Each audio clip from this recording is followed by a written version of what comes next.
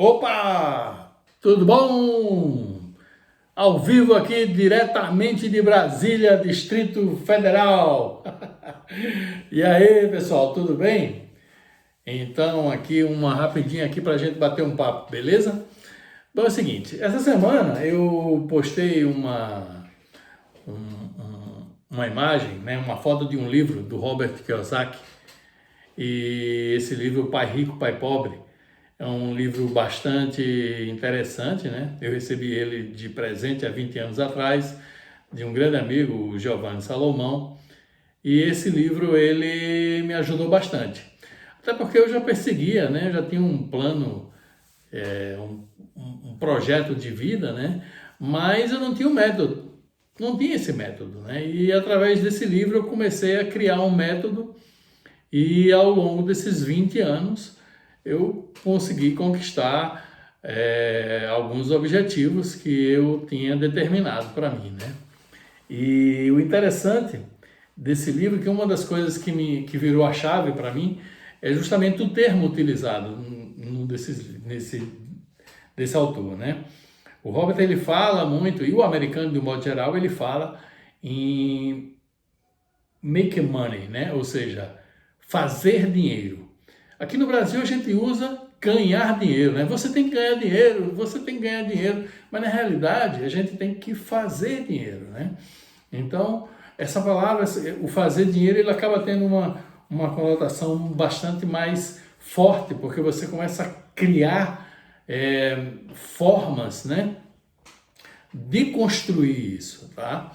E o que eu pude perceber ao longo desse tempo todo, e isso me ajudou bastante, é que quando a gente determina um plano estratégico para a nossa vida, né, um definido, né, um projeto de vida definido, a gente consegue, digamos, amealhar as nossas coisas. Eu acho que primeiramente a gente constrói, por incrível que pareça, a gente constrói a nossa cabeça, né? Seria cristalizar o sonho, né? Algo que a gente faz de uma maneira natural, a gente está o tempo todo sonhando. Então, por que não sonhar coisas que a gente quer construir para a nossa vida, né? Ao longo da nossa carreira. E o Robert Kiyosaki, ele fala muito sobre alguns quadrantes, né, do mercado mundial, onde as pessoas elas estão enquadradas, né? Seria empreendedor, autônomo, investidor e dono de negócio, né? Então, isso é uma coisa interessante de ser vista e não tem nenhum problema, tá? Sobre das pessoas que querem, que gostam de ser empregadas, das pessoas que gostam de estar trabalhando no funcionalismo público. Não existe nenhum problema nesse sentido, como também não existe nenhum problema nas pessoas que querem ser empreendedoras. Até porque ser empreendedor é um estilo de vida. Eu, pelo menos, eu considero dessa forma, eu sempre considerei dessa forma, e isso fez com que eu tivesse, nesse estilo de vida, uma maneira de poder proporcionar a outras pessoas realização de sonhos, né? Então, esse foi, digamos assim, o ideal que eu comecei a buscar. E nesse livro eu consegui algumas coisas. E tem um paralelo interessante nisso aí tudo, que se você reparar ao longo do tempo da história, você vai perceber que tudo mudou, tudo evoluiu, né? Até mesmo a tecnologia. 20 anos atrás, quando eu li esse livro, por exemplo, não havia celulares como esses aqui que nós estamos conversando agora, ao vivo, batendo esse papo aqui, né? O Halal tinha televisores, aquelas coisas. Eu cheguei a usar bip, né? Para poder realizar reuniões. A gente ligava para um telefone, passava o recado que a gente queria, para que a pessoa ligasse para o número que a gente queria dar esse recado. Aí essa pessoa, na outra ponta, recebia o recado que a gente estava passando. Então, olha só a mudança que ocorreu, né? E isso é uma coisa interessante. A gente se depara com algumas situações, né, nesse sentido. E existem muitas histórias, né? Vocês também sabem das histórias, vocês viveram essas histórias nesse tempo todo, e isso é uma coisa que a gente vive, né? Vivencia o tempo todo. E nesse paralelo, você pode observar que muita coisa mudou. Muita coisa mudou. Mas uma coisa curiosa que eu percebo, inclusive, nós temos ações dentro de escolas, é que as escolas não mudaram, né? Continua aquela mesma maneira de se ensinar, né? Sala de aula, professor lá na frente, aluno nas suas carteiras, provas, exercícios, diversos tipos de matérias, e etc, etc, etc. Então, o que aconteceu? Por que não houve essa mudança? Então, será que é os conselhos de classe? Será que é a educação? O que há nisso tudo? Então, eu observei algumas coisas e pude perceber que já existem algumas mudanças em alguns lugares do mundo, tocando justamente no ponto específico do empreendedorismo, da educação financeira, que eu acho que é justamente essa é a base de tudo, porque você não vê as escolas elas ensinarem sobre educação financeira, né? E você não vê tão pouco as escolas preparar o indivíduo para o empreendedorismo, né? E eu vi aqui em Brasília, por exemplo, um casal que eu conheço até, e eles criaram uma metodologia chamada Oficina das Finanças. Eles têm um trabalho bastante interessante, eu até presenciei isso em uma das escolas que eu tive a oportunidade de trabalhar com eles ali, vendo eles trabalhar, não que eu trabalhasse com eles, eu tinha outro tipo de ação nessas escolas, e basicamente é justamente ensinando o conceito, né, do que vem a ser a educação financeira desde pequeno, especificamente o ensino fundamental 1 e 2 e o ensino médio.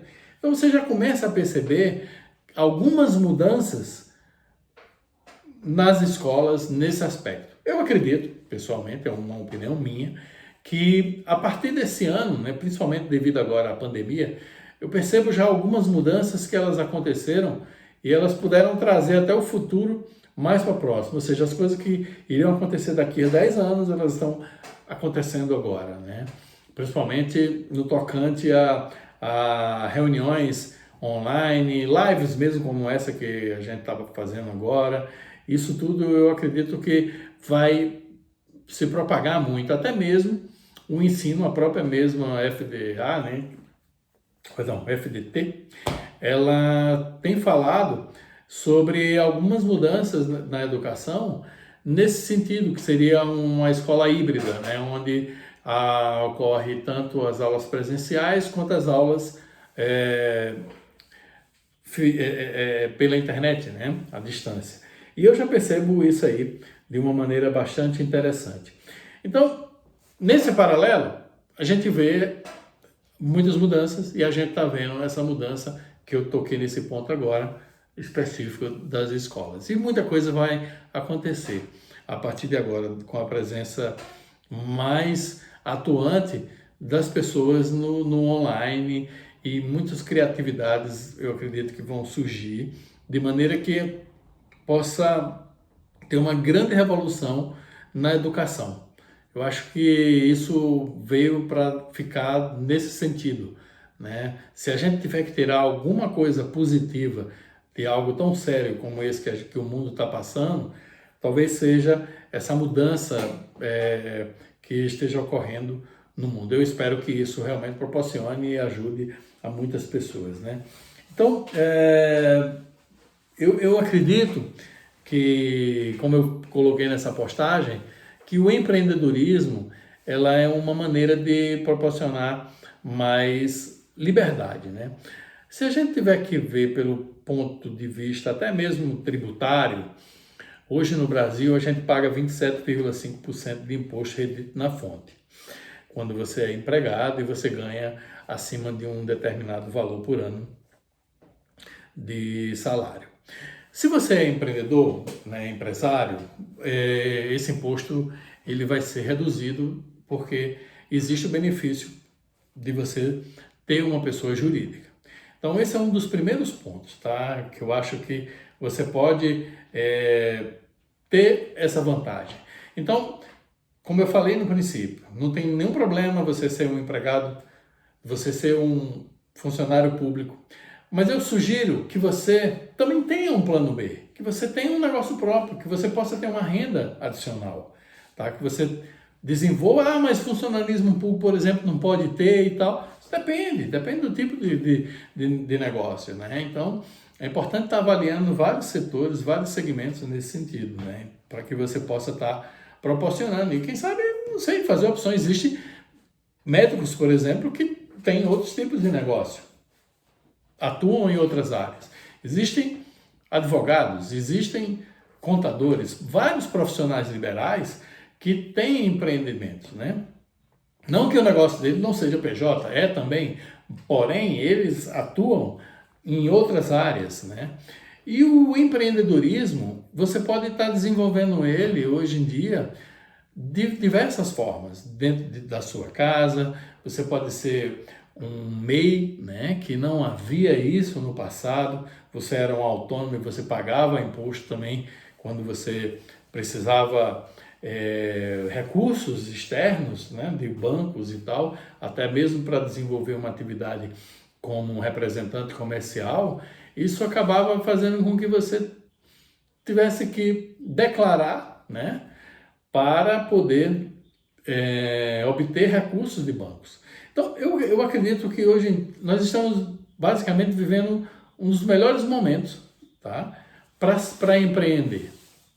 De diversas formas, né?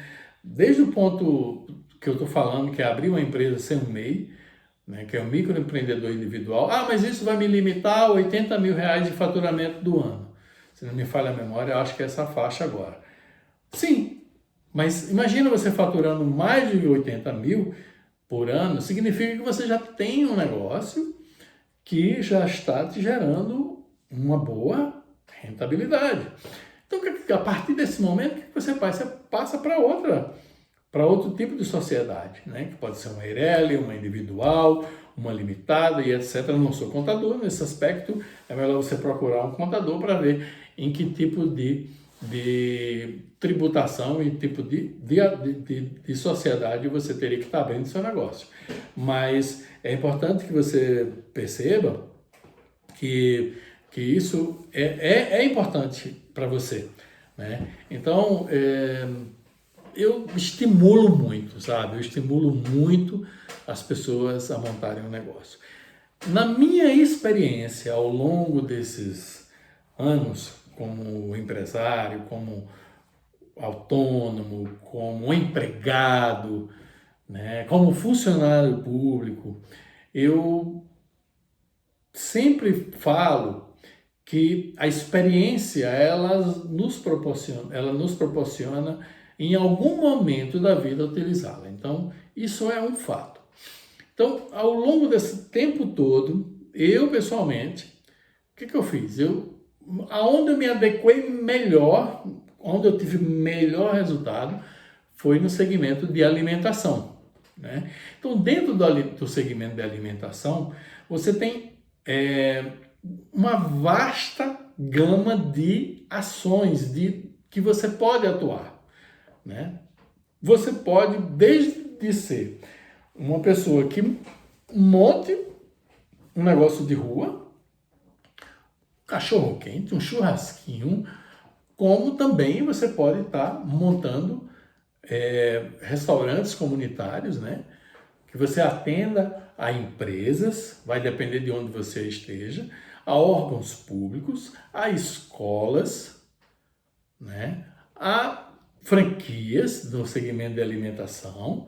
Então, tudo vai depender de quê? Da sua disponibilidade no momento, financeira, principalmente.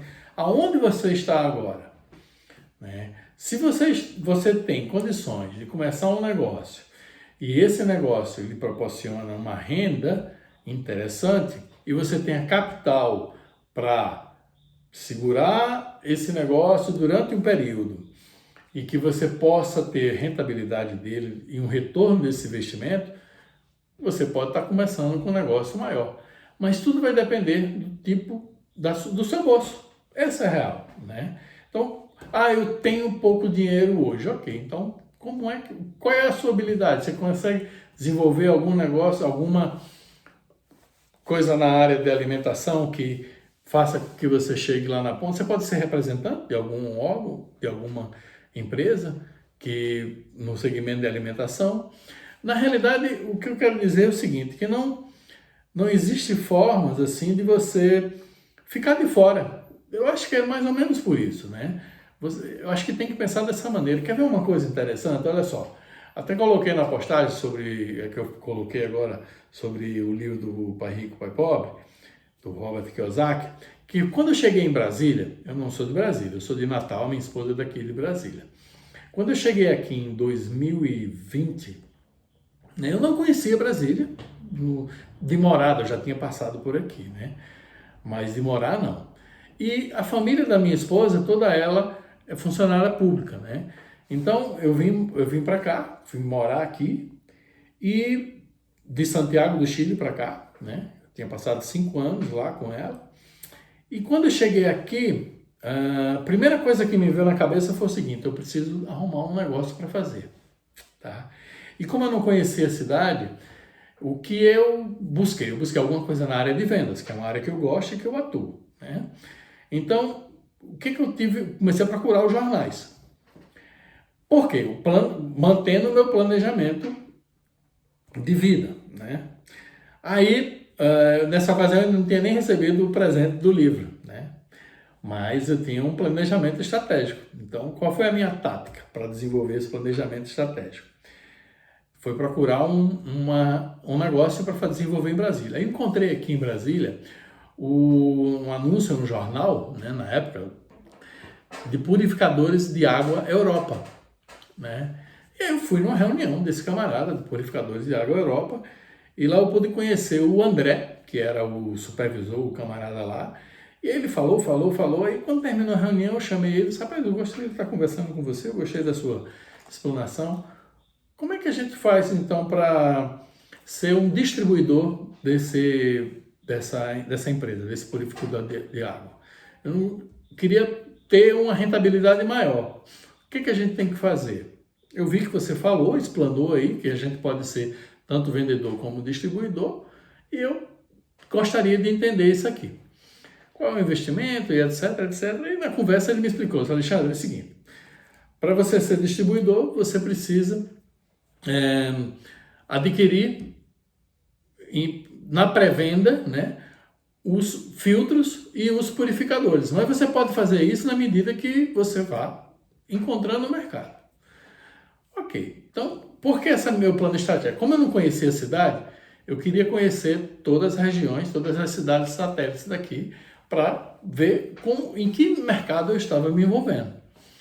E aí foi justamente o que eu fiz. Eu comecei a visitar porta a porta, né, as cidades satélites daqui, que são diversas, e oferecer o meu produto. E eu identifiquei justamente o seguinte: muita gente já tinha os purificadores de água Europa, mas como eu tinha a representação da troca da câmara, que é como é chamada, que são os filtros, eu comecei a focar muito nessa linha. E foi assim que eu fui expandindo o negócio e conhecendo mais esse mercado no Distrito Federal. Pois bem, esse foi o momento que eu levei aqui em Brasília até começar a ter outro tipo de negócios aqui em Brasília, né? E outros tipos de experiências. Inclusive, trabalhei em outros lugares também. Mas o que eu quero dizer nesse sentido é justamente que existem meios, existem formas que nós encontramos para seguir os nossos objetivos e os nossos sonhos. Então ali eu pude receber dinheiro por isso, fazer dinheiro, fiz, né? Obtive conhecimento? Obtive. Conheci a cidade? Conheci. Então teve um plano para isso? Teve uma meta para isso? Teve. Teve um tempo para isso? Teve. Eu entrei num momento e eu saí em outro momento. Entende? Então eu acho que é por aí que a gente tem que começar a identificar os negócios. A gente tem que saber o momento até mesmo de entrar e o momento de sair. 2 pontos importantes deixa a mesma porta que você entra e a mesma que você sai. Porque a vida dá muitas voltas, né? A gente não sabe como é que é o dia da manhã. E isso é uma coisa que eu trago muito, né? Então, dentro do segmento da alimentação, esse ano foi um ano que a gente já está atuando no segmento da alimentação há 12 anos, aproximadamente. E eu posso perceber, como eu falei, né? E posso dizer para vocês que eu me sinto muito bem nesse tipo de mercado. Aquele ditadinho, né, que a gente, ninguém nunca para de comer. Isso realmente é verdade. Mas as pessoas cada vez mais estão mais exigentes, né? Cada vez mais as pessoas estão escolhendo melhor. E cada vez mais as margens estão menores. E cada vez mais os produtos são mais caros. Então, como é essa matemática? Você tem que ser um bom gestor. Não adianta estar no mercado se você não fizer bem o dever de casa, né? Então, esse livro do Robert Kiyosaki que eu li, ele me deu uma base, e aí eu tive que investir mais em conhecimento e a minha experiência tomando porrada, porque nem tudo são flores, né? São 20 anos, então tiveram momentos de dinheiro, tiveram momentos de pouco dinheiro, tiveram momentos de dinheiro, tiveram momentos de pouco de dinheiro. Então, a vida ela não é linear e os negócios não são lineares. Então, a gente tem que ter justamente o quê? Ao longo da vida, entender o momento em que cada alta ela represente depois uma outra subida, né? Hoje está se falando muito crescimento em V, né? Que é que você quando cresce e você cai e você volta a crescer em V e não em W. Mas isso é outro detalhe, tá? O que eu quero dizer é justamente que monte um negócio, procure evoluir como pessoa, como empresário, como empreendedor. Eu acho que uma das coisas mais importantes e que fizeram muito sucesso, muito resultado para mim, foi a empatia, né? Poder se colocar no lugar das outras pessoas, entender como é que é a cabeça das outras pessoas. Ninguém é igual ao outro, todo mundo é diferente do outro, tá? E isso é uma coisa que a gente tem que saber para poder acessar essas pessoas e essas pessoas também acessarem a gente, né? Então a gente vive aqui, na realidade, numa grande bolha. Então a gente tem que ser compreensivo e tem que ser compreendido. E eu acho que a melhor maneira para conquistar isso é poder se colocar no local das outras pessoas, né? Como é que elas pensam, como é que elas vivem, sabe? Isso a gente consegue conversar muito com nossos colegas, nossos funcionários, né? Isso eu acho que fez uma diferença. E com os nossos amigos, né? Ao longo desses anos todos, a gente acaba... quantas e quantas pessoas eu já conheci, quantas e quantas pessoas já me conheceram, nem todas gostam de mim, mas eu não sei se não gosto de alguém. Então, aí é que tá, né? Acho que esse é um diferencial que a gente tem que estar buscando. Então, a mensagem estudar, né? Esse livro, ele monta justamente um quebra-cabeça que é você sair da corrida de ratos, né?